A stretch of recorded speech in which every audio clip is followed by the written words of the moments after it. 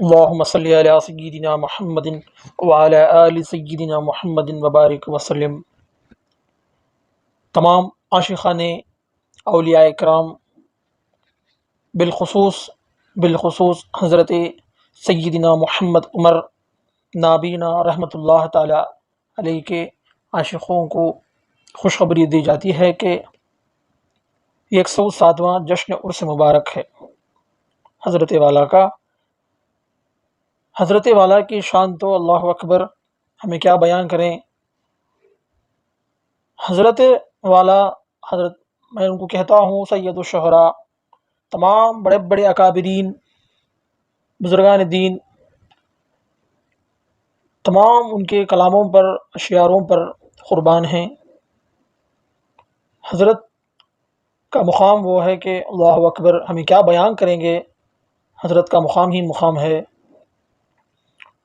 107 سال ہو کر بھی آج حضرت کو ہم یاد کرتے ہیں، اس وجہ کہ حضرت کے کلام میں اتنی طاقت اور اتنا وزن کلام ہے حضرت والا کا۔ حضرت محمد عمر نابینا رحمۃ اللہ علیہ کا مقام حیدرآباد ہے۔ حیدرآباد سے مدراس، مدراس سے ترپتور سے پھر کشنی گری میں حضرت والا مدفن فرمائے گئے ہیں۔ حضرت کے تمام عاشقان، جتنے بھی عاشقین ہیں، ان کے اندر تصوف ہوگا، معرفت ہوگا، عرفان ہوگا۔ حضرت کے اشعاروں میں وہ تاثیر ہے کہ جو بندہ سنتا ہے، تو جو عقل سلیم رکھتا ہے وہ بندہ اگر سنتا ہے بولے تو گم ہو جاتا ہے۔ حضرت کے اشعاروں میں وہ طاقت ہوتی ہے۔ اللہ اکبر، اللہ اکبر، ہم کیا بیان کریں گے حضرت عمر نابینا رحمۃ اللہ علیہ کا۔ ایک واقعہ مجھے یاد آیا ہے۔ ایک ہمارے دوست یہاں پر ترپاتور میں رہتے ہیں، انہوں نے گلبرگہ حضرت خواجہ بندے نواز گیسو دراز رحمۃ اللہ علیہ کی عرس کے موقع پر وہاں پر جائے تھے۔ اس موقع پر میرے پردادا شیخ کے دادا شیخ سیدنا ابراہیم شاہ قادری یمنی بندہ نوازی صاحب قدیر قدس اللہ وسرہ العزیز بھی اس محفل میں تشریف فرمائے گئے تھے۔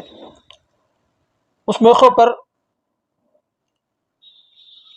حضرت نابینا رحمۃ اللہ علیہ کا یہ کلام پیش کیا گیا: نور احمد بنا کبریا کے لیے، یہ دو عالم ہوئے مصطفیٰ کے لیے۔ جب ترپاتور والے بھائی نے جب یہ کلام پیش کیا، یہ نعت پیش کی، تو حضرت ابراہیم شاہ قادری رحمۃ اللہ علیہ نے اپنا امامہ کاٹ کر